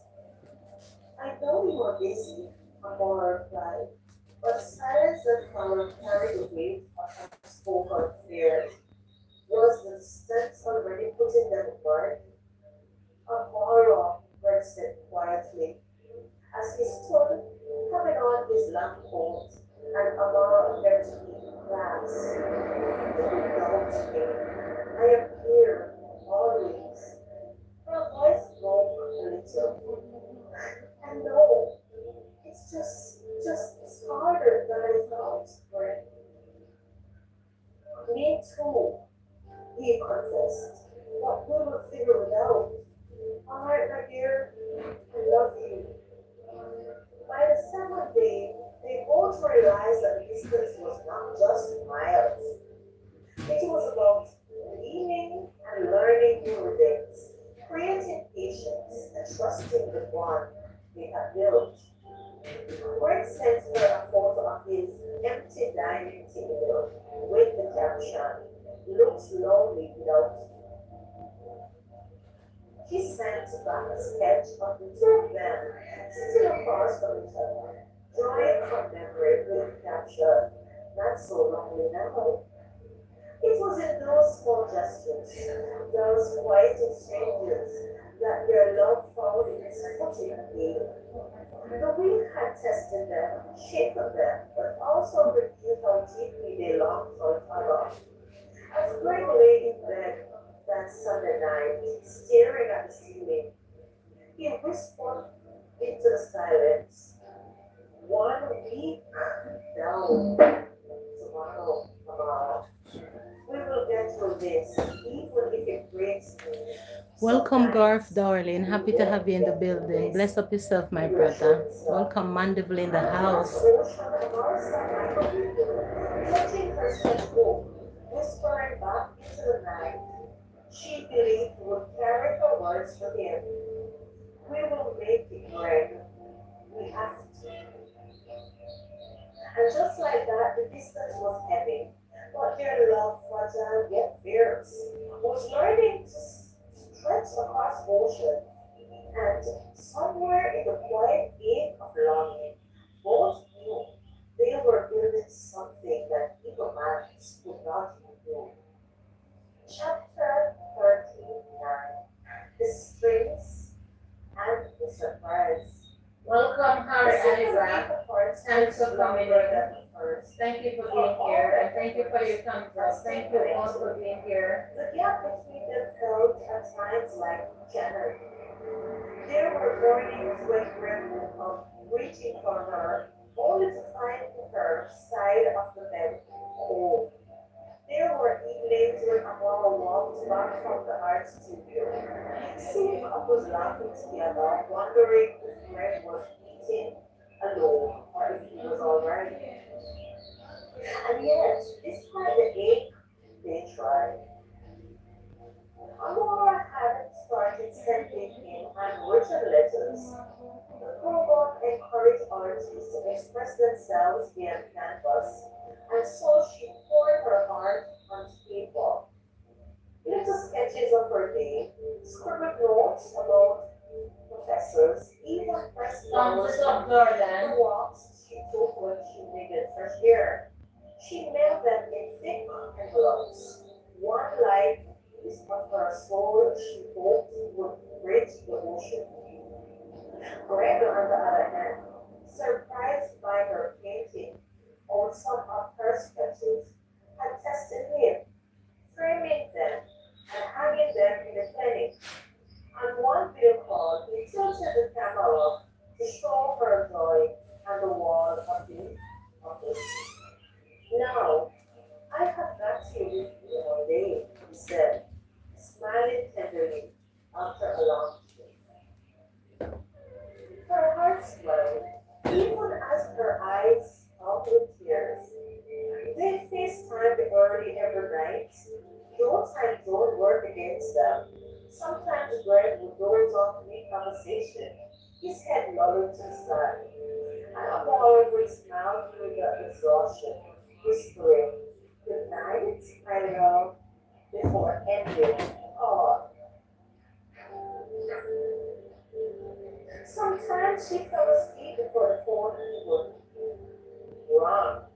Coral smudges on her fingers, her dreams locked in the sound of his voice that never came. The fiction. But distance had its sharp edges. One night, after another missed call, Amala's frustration spilled out. Greg, I know you're busy, but sometimes it feels like the friend takes everything from you. What about me? Greg yawned respectful. Guilty already, heavy in his chest. I am trying, Amora. Every patient that walks in is life, is responsibility. But don't ever think you come second. I just pause. He exhaled heavily. I am stretched thin. The silence between them was weird. Amora didn't doubt him, but the space between his words left her uneasy. She closed her sketch bag and said softly, "I just miss you here. That's all." "I miss you too, hon," he whispered, and he meant every word with every fiber of his being. Letters, gifts, and silent promises. Greg started sending packages across the ocean. Not extravagant gifts, but things that mattered. A seashell from their favorite beach in the world, a book she had admired once while they strolled past the shop, a silver necklace, even a jar of honey, local honey her grandmother loved. Amora unwrapped each one with tears in her eyes, clutching notes he included. His writing was hurried, but each sentence carried him closer. One read, "Every day without you feels like sketch unfinished, but I know the masterpiece is us, and we are worth every stroke, every minute." She tucked it into her journal, rereading it whenever loneliness passed too hard. By the third week, Amara settled into a routine: class, studio, halls, break, letters, sleep. She don't know Greg had already been planning something quietly. A medical conference in Boston gave him the perfect cover. He had packages ready for Ayana. Her godfather never forgot her birthdays or milestones, even from afar, and for Brent, the young man who had once looked up to him like an older brother, the trip served two purposes: duty and love. On a cool Friday evening, Amara walked into her door, her hair down from a sudden rain. She kicked off her shoes and reached for her phone when a knock sounded at the door. "Who is there?" she called. Her breath caught when she opened it. Greg stood there, troubled, bored, but smiling, a bouquet of flowers in his hand. "Listening?" he asked softly. The shock broke into laughter and tears as she drew herself into his arms and hugged him from behind. "Greg!" You what? Oh, she exclaimed. I had a conference, he said, between crisp kisses to her headline, and some things to deliver, but mostly I couldn't stay away any longer. Her hands cupped his face. You are really here. I'm really here, he said, smiling. Meet the audience. The weekend brings Omar into the heart of the city. He hadn't told her the whole plan, wanting her joy to come with a surprise. They arrived at a cozy, one-lane late restaurant. As they walked in, Amora froze, with hand at her mouth. At a table there in the back sat a boy. Their faces alight with familiarity and love, Ben and Tessa. Greatly thou whispering, two of the most important people in my life, and I want them to know the woman who stole my heart. Tessa rose first, with hands wide open, her eyes filled with tears. Before she even reached them, she embraced Ray, hanging on to him tightly, her voice breaking. You disappeared on us, you stubborn man. But I'm so glad you're here. Ben clapped his hand, and as he came to move closer, he clapped Greg on the back, smiling warmly.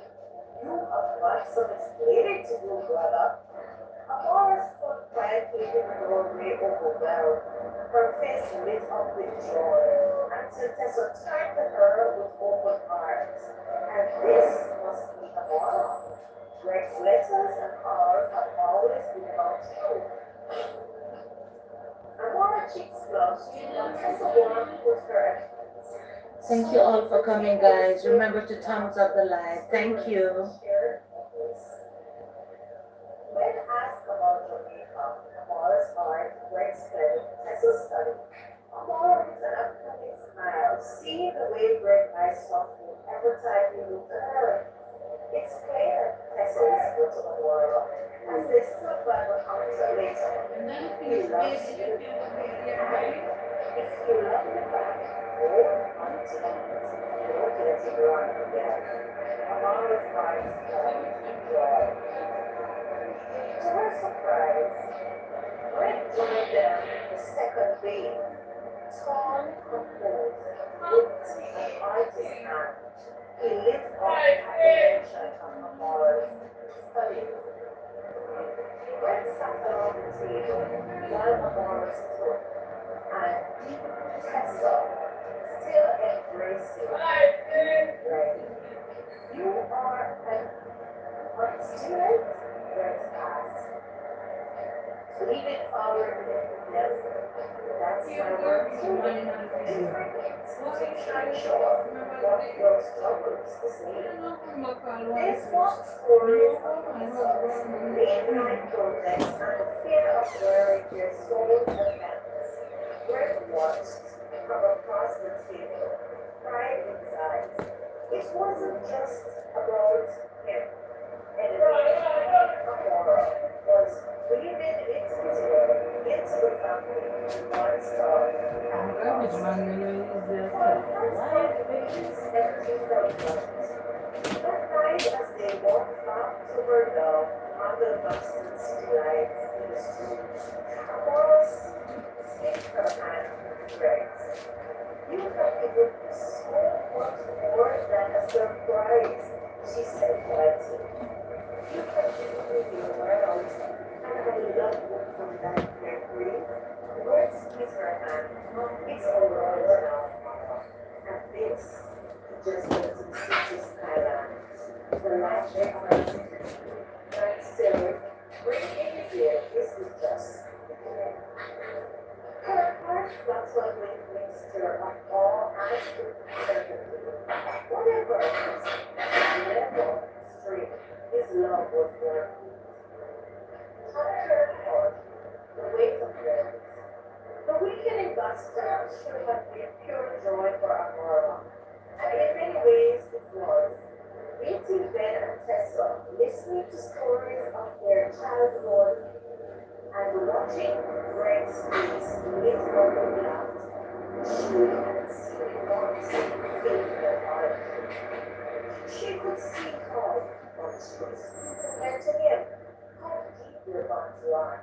Yet as the dinners faded into quiet nights and the gathering slow, a weight settled over Amara's shoulders. Quiet but insistent. The glimpse of his other world. She had always known Greg came from a different world, but masterfully and beardedly, Jamaica never could. The restaurants they dined in all with prestige. The conversations his friends held were laced with academic accomplishments, global troubles, and networks that stretched across oceans. Tessa, warm and welcoming thought she was, carried herself with the easy grace of a woman who belonged in these circles. Ben was charming, thoughtful, and spoke of medical projects with an authority that made Amora feel like a guest of intellect, and influence. Even Brett seemed to wear confidence like second skin. Amara found herself quieter than usual, sipping her water while others spoke. Afraid her voice might sound too small, she laughed at their jokes, listened intently, but inside a voice whispered, "Do I really belong here?" That night, after Greg walked her back to the door, she stood at the mirror longer than usual. Her curls framed her face naturally. Her dress was simply compared to the silks and tailored jumpings she had seen earlier. She whispered to her reflection, "You were just a girl from Mandeville, Amora. What are you doing here?" She remembered the call from her father weeks ago. His sharp voice telling her she was wasting her life in hotels and clinics, refusing to follow the straight, predictable path. For the first time in years, she wondered if maybe he had been right. Greg was a Harvard-trained doctor from a family of doctors. She, a struggling artist with unorthodox ways and a heart too tender for her own good. That thought stopped her tears from spilling, even as her chest beat. Greg noticed it the next day. They were sitting in a cafe, sunlight streaming through all the tall windows, when he leaned across the table and touched her hand. "You have been quiet since last night," he said softly. Aurora tried to smile. "I am just taking it all in. Your work here is impressive." He chuckled slightly. "Impressive? You made it sound like a museum." "I mean it, Greg. You are a big deal here. Everyone respects you, admires you. And me?" She faltered, looking away. "And you," he said firmly, "are the reason I can even breathe in this world without choking. Don't you forget that, Amara." Her eyes flickered back to him, startled. "Amara, do you think I left all of this behind for nothing?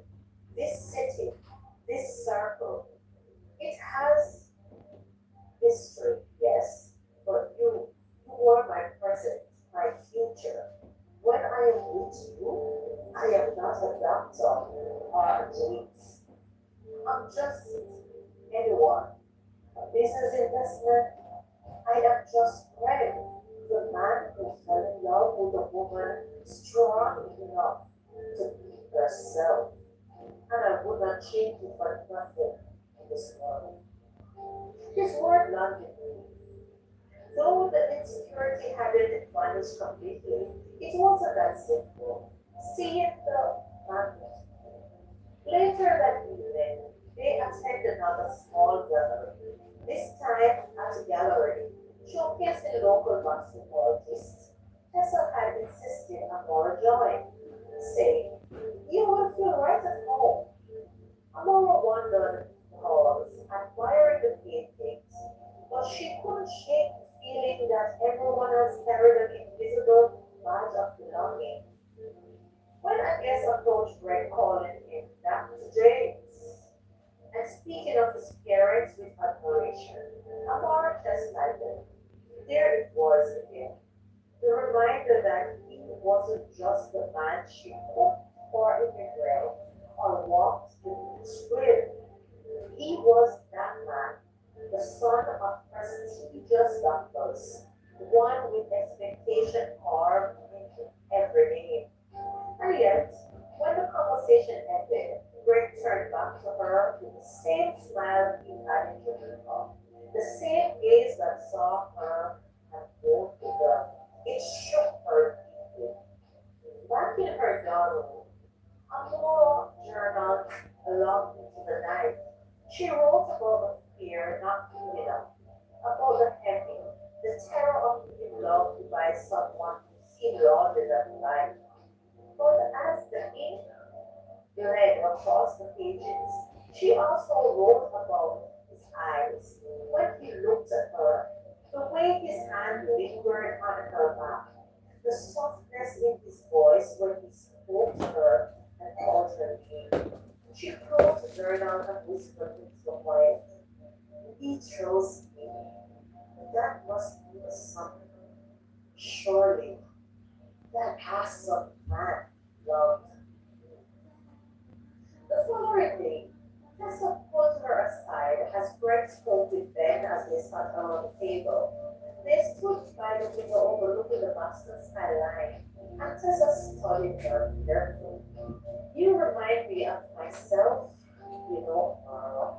When I first came into this circle," Tessa said.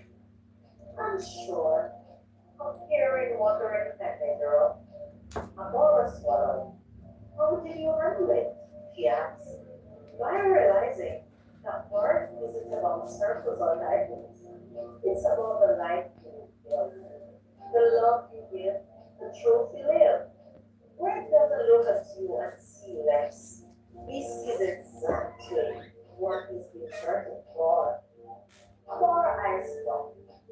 I don't want to hold it back. There's a smile knowingly, darling. From the way he looks at you, you are not holding him back. You are carrying him forward. That night, walking hand in hand with Greg through the Boston Common, Amara felt a shift inside her. The insecurity still whispers, but it no longer roars. She saw clearly now. Greg had every reason to choose someone from his world, and yet he hadn't. He had chosen her, messy and unorthodox, passionate, stubborn girl. And maybe that was the point. Gwen stopped by a fountain, pulling her close. "You were quiet again," he murmured. She smiled this time, a real one, just thinking how crazy this all is. You, me, here, and how lucky I am. His broke throat. "I am the lucky one, Mama. Don't you forget that." She leaned into him, resting her head on his chest. The weight of the world between them felt lighter now, because love was building a bridge, no different. Cool. Great.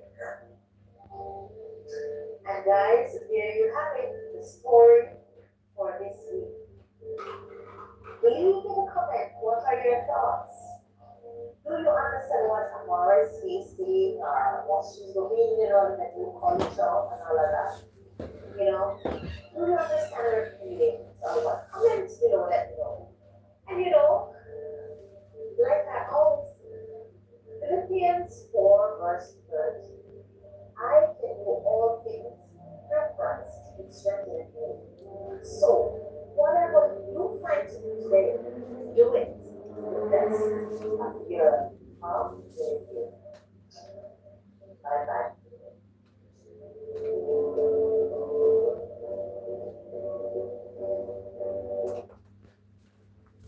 Thank you guys. Appreciate you all for being here, for coming in. Bless up your lovely selves. Sister Elise, not born again. Thank you. Sister Blessed Life Journey, MTC Creative Mix Vlog, Joseph. God will never fail, Garth. Also Chinny in Finland, the joyful Julie, appreciate each and every one of you that came in. Alta Taylor, natural life, even though her mom has passed suddenly, she's feeling sad, but she still came in to say hello. Appreciate her. Appreciate each and every one of you. Could not have done it without you guys. And yes, I had to say I have to pause and suffer.